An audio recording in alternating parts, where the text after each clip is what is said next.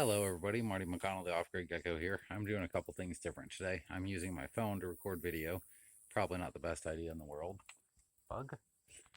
But I don't know. We'll see how it turns out. I want to get this done. I don't want to break out all the camera gear because it's getting late. And I just got off work, took my shower, fed the cats, so we are ready to rock and roll with this.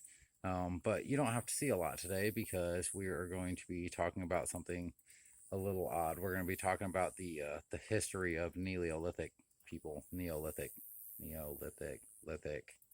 people. Forget the neo part. This is all about the lithic. So our earliest Stone Age ancestors. For timelines, I'm going to be using the standard archaeological timeline. Take it or leave it. It is what it is. But I think it's something that everybody can reference. So no matter what your beliefs or opinions are, that's something you can look to and look at, and like you can line that up. So if you believe the Earth's only 6,000 years old, fine. Go ahead and line this up on 6,000 years. I'm talking about the earliest people, the Adam and Eve type, and the technological evolution of the people of this world, not necessarily any other kind of evolution. But the basic point to get from all this is human beings are scavengers. Okay, we call ourselves a lot of things. We refer to ourselves a lot of different ways. But in the most basic concept, the basic precept of what we do, how we act, and how we develop technology, we are essentially scavengers, which means we're lazy. And laziness is not always a bad thing. Unfinished house in the background. I knew a guy when I was offshore. No, I was onshore, but I was working on rigs, and I met him. He did the same job as me, basically. And I get out to the rig and I start setting up all the computers to get ready to do our thing. And he shows me this little program that he's got written for Windows that would basically, like, you would push a certain key combination. You'd type in your survey numbers, push a certain key combination, and this thing would go and scavenge the computer for all the necessary information that you needed to make your report, and it would auto-populate everything. And so I called him an overachiever, and he's a mathematician. He said mathematicians are not overachievers. We just simply find the most efficient way possible to be lazy. And that's exactly what he was doing. If you ask him, he's the laziest person on earth. But he's really, really efficient with his laziness. And that's kind of how human beings are. I mean, you think about it. I've got this little cell phone, right, that I can keep in my pocket. I'm recording a YouTube video on it right now. It's a portable recording studio that I'm holding in my hand. Something that couldn't have been imagined 60 years ago. I ain't kidding. So with that in mind, thinking about lithic people and rock people in the Stone Age, people, when they first started making tools, they weren't making tools, they were finding tools. So you walk along a stream bed or a riverbank or on top of a bunch of kitties, and you would find these little broken fragments of rock laying around, and some of these have really nice sharp edges that you can use for multiple purposes. I'm going to be talking specifically about one purpose today, but this is your tool, okay? So if you find a round rock, you can use it as a hammer and beat on stuff. If you find a sharp rock, you can use it for actually carving into wood, carving trees. This is the original multi-tool of, the Stone Age, okay? You can use a rock for just about anything. And so it didn't take long. Well, it actually took a long time, according to historians, because they say the oldest stone tools, or the oldest use of stone working tools, somewhere around 3 million years ago. By 1 to 2 million years ago, we had adapted the idea of refining these into stuff that we want. So people realized if you smash a couple rocks together, then they break, they fragment, and then you didn't have to look for a sharp piece of stone. You could just take any piece of stone, break it, and pick up the shards, and it doesn't take long from there to figure out that certain kinds of stone work better than other kinds of stone. So people started thinking about like the material quality. Now, mind you, this is while we're all still nomadic, roaming the land. So you're covering maybe 15 to 30 miles a day, you're going to come across stuff that's better than what you have. So you drop what you're carrying and you pick up the new thing that's better and just keep on trucking, so to speak. Now, I've been trying to make stone tools out here for a while, and I continually fail at it. It's something that I'm really good at failing at. And then today, just by happenstance, I managed to throw a rock down and smash it, and I made this. So this is I don't know if the focus is going to work or not, but you can see it's got a sharp point on it. And this actually has a blade edge running down this side that's also very sharp. This is a piece of chert. It's from one of these magna-sized pieces that I have laying around here. And so this could actually be used effectively as a knife, as a chisel point, to dig into stuff or to make stuff. And get out of the sunlight real quick. So there's your original tool right there. And one of the things that human beings could start making with this was cordage. So two essential, you ask somebody if they're going to go out into the woods and they can only carry a couple things, the first thing on almost everybody's list is a knife, right? A pocket knife. Like, oh, I left the off-grid gecko knife inside. I just got out of the shower. I haven't refilled my pockets yet. But this is actually far more effective than a knife for this particular task. So let me get this tree involved here. So in order to make string the old-fashioned way, can you see this? You just stick that point in there and drag it down. And you notice all these little fibers are just jumping right out of the tree. Now, these aren't the good fibers that you want, but they could be used. They're incredibly soft. And when it's dry out, you can use these to start a fire just as is. So I just made a bunch of fire tinder by dragging a sharp rock down the side of a tree. Okay, so if you know how to take this sharp rock, bash it against another rock that will throw a spark, boom, you got fire. Or if you can use this to carve like a drill of some sort, like a hand drill, and you know how to use that, then you can make fire.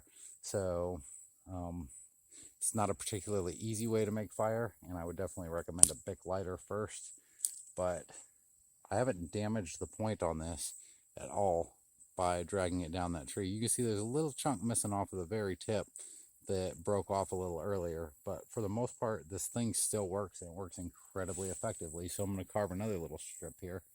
And don't worry about this tree. I tried to kill it years ago, and it still isn't dead. Its day will come.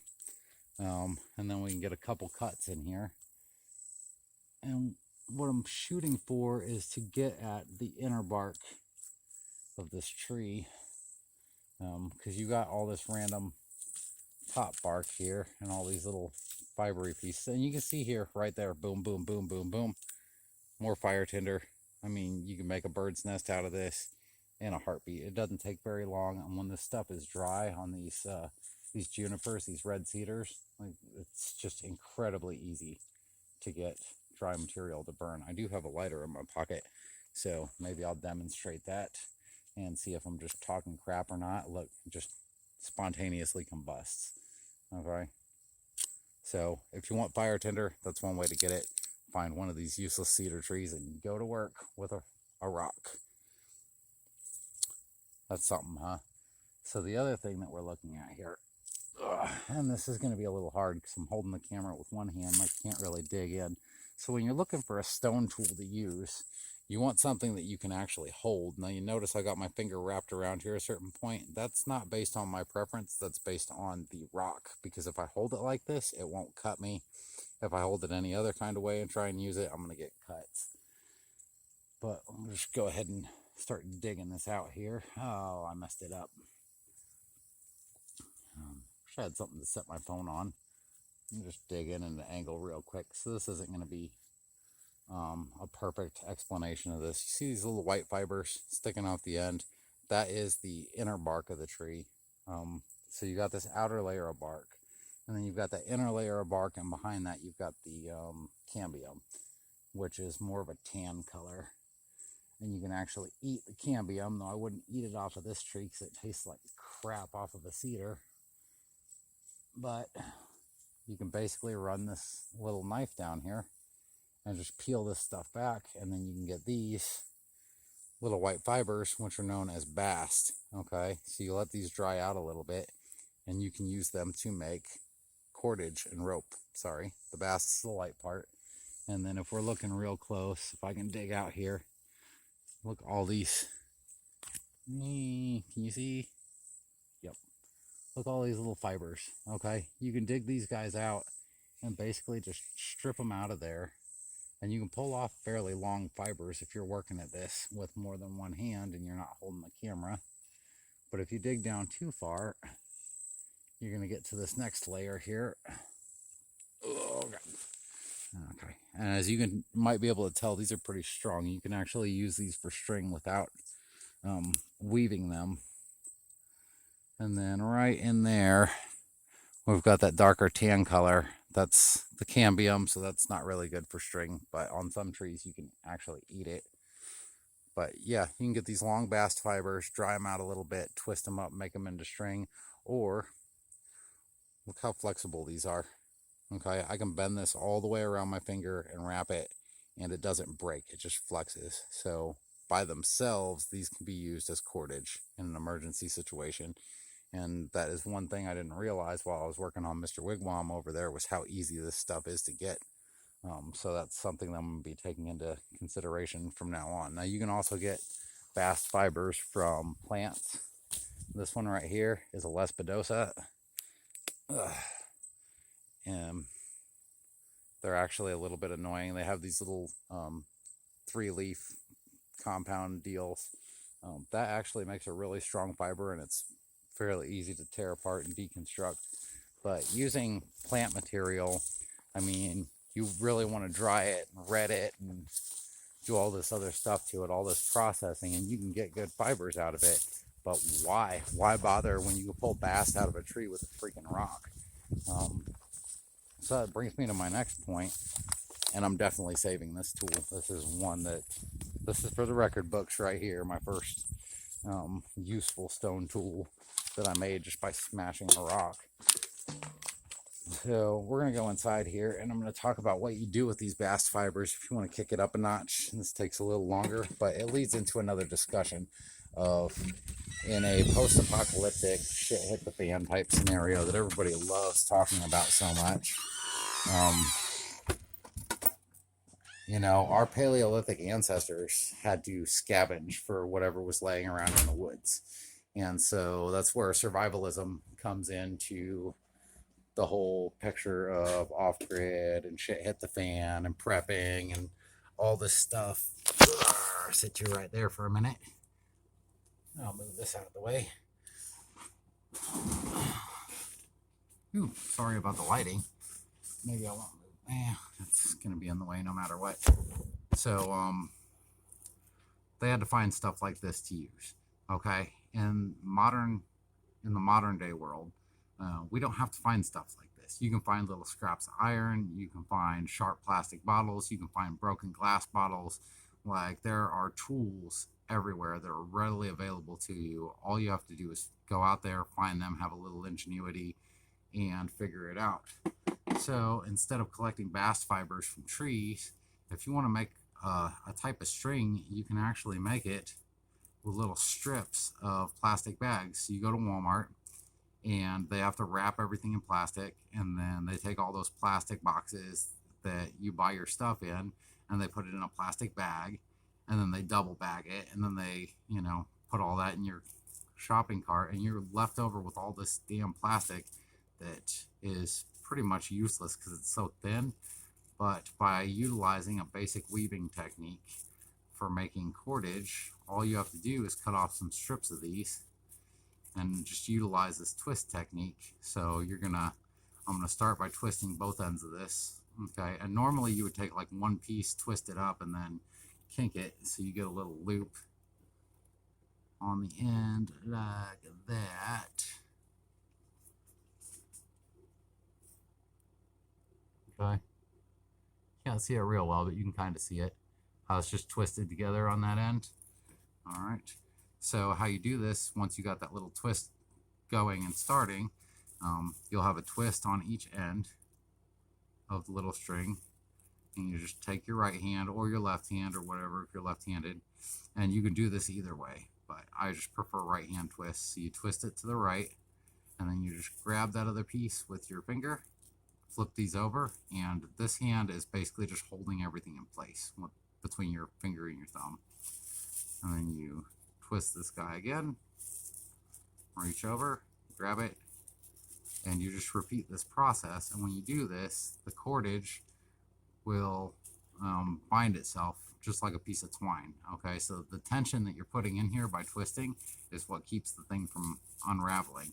And this is not made from prehistoric Neolithic stuff. This is made from trash that's laying on the ground. So even if you're in the inner city after a shit hit the fan emergency, it's not the materials that are available that you necessarily need to carry on your little civilization and make rope and make things naturally in the wild. You can use junk that's laying around for the same purpose, and in fact, some of the things you'll find in the city versus the woods are actually more conducive to doing stuff like this. I mean, this is just incredibly easy to do. Just roll it, and I've got some sap on my hands right now from the tree, so that's making rolling this really easy, because normally this is slick, but right now I can just turn it. So I could probably turn out like a foot, you know, in half an hour the way that I'm going right now. I'm not going to prove that to you though, don't worry. But it illustrates a point, right? Is mindset, skill set, and then tool set. So the skill set here is I'm taking any kind of fiber or anything I find that will stand up to this kind of treatment, and I'm turning it into cordage. All right, and not only cordage, but really strong cordage. Now, whereas I can use the bast fibers by themselves to tie something up, I could equally use a piece of this to, you know, make a little knot on something, tie it up. Or I can twist it into a little cord like this, or even take whole plastic bags and twist them into a bigger rope that can be used for, or a bigger, stronger yarn that can be used for heavier duty tasks. So you don't have to work your way up from these little strands to big rope. You can just, you know, make your twine bigger or smaller depending on the task at hand and how much energy you want to devote to making a certain amount of thread. And I'm sorry, I keep looking over here, the little camera holes over there. I'm looking at the screen while I'm doing this. But yeah, so your mindset is you have a problem that you want to overcome, just like people have had since the beginning of people. Everybody's got problems, right? And then you've got a skill set, which you develop over time to be able to take certain things and turn them into whatever you need to solve that problem. Then you worry about your tool set. So, like I showed you, this thing right here, digging into a tree and holding it like this is effortless. It's easy. It works. This little edge here is razor sharp. Maybe not totally razor sharp. When you shave, it'll pluck a hair or two. Incredibly sharp, incredibly strong, and you can just boom, boom, boom on virtually any tree. Knock the heavy bark off of it first, obviously. And that's going to be easier to use than this. I mean, if I was using this, then I got to stick this in the tree. I've got to hold it overhand like this and drag it down. It's going to be slipping and sliding all over the place because the point is so fine on it. With this thing, because it's such an abrupt point and it has some girth to it, it provides its own tension as you're dragging it along, and it just rips and tears right into whatever you're doing. And it's actually, if you can find a piece of sharp rock and try this, I urge you to, because the other thing with skill set is practice. Like, you're not going to learn a skill just by watching me do something on the internet, right? You've got to go out, you've got to practice, experience these things for yourself, and learn the skill sets that make these kind of things possible, because that's the only way to really learn a skill is by doing it. You can't learn it from a textbook or a YouTube video. You've got to you got to have some real world experience. It's the only way you can get the shortcuts. You can learn the techniques. You can get the little finger twisty technique down to where you can do this fairly quickly and efficiently and make it less of a chore. Can't tell you how many hours I've got invested in trying to make cordage by several means, and I'm just prolifically slow at it until I finally learn this technique to just twist it this way.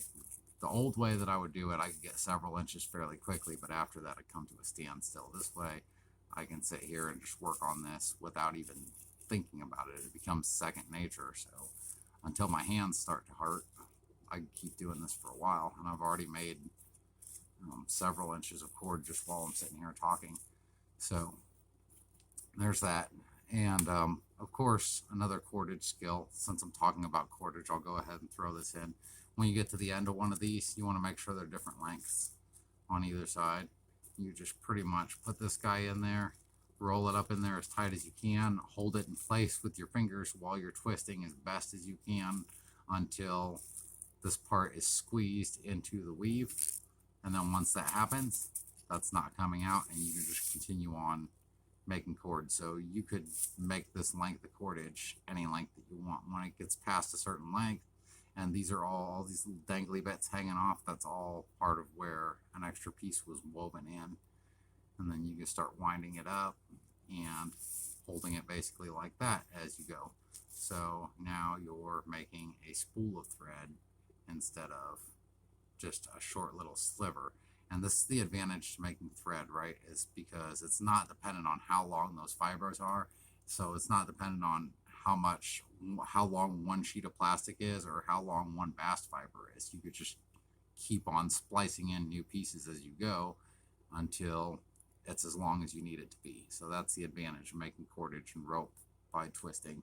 So there's a whole bunch of technology right there. So you could literally walk out to the woods with this thing. Now, bast fibers, you do want them to dry a little bit, but if you're impatient, they will work to make a loose cordage, a loose twine that's similar to jute, okay? You go out to the woods, find yourself a sharp rock, experiment with a couple different trees. If you don't have a cedar tree, that's fine. There are a dozen, probably 100 different trees that will work, and you can get those bast fibers out from underneath the bark.